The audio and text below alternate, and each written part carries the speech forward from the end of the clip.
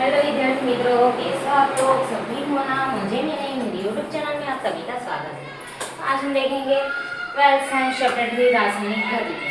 तो देखिए प्रायोगिक रीत से वेग कहाँ से क्या होते हैं, वेग कैसे हमें मापा जाता है। ओके, निपज की सांद्रता में बढ़ाओ हो या घटाओ वो प्रक्रिया के हाथ में है। ओके, बढ़ाओ हो या घटाओ तो वो प्रक्रिया के वेग में हाथ में है। वेग का फॉर्मूला है वेग proportional to a raise to x b raise to y। अभी प्रोपोर्शनल टू हटाए तो कोई अचलांक लगता है, क्या लगता है? कोई अचलांक। तो वेग is equal to k a raise to x b raise to y।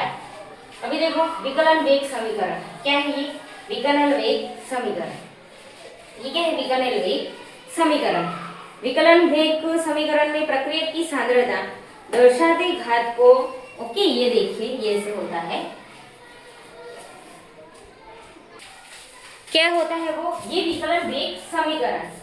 देखो ये अभी आ रहे हैं, देखो देखो ये दोनों अभी आ रहे हैं। कब का बुलाया था मैंने, देखो ये। चलो स्टार्ट करते हैं। ये विकलन वेग समीकरण है। विकलन वेग समीकरण में प्रक्रिया की सांद्रता दर्शाते घात के प्लस, एक घात है उसको घात कहते हैं, क्या कहते हैं? घात। उसका प्लस, ओके उसका प्लस, और वो क्या है? प्रक्रिया का क्रम है। क्या है वो? प्रक्रिया का क्रम।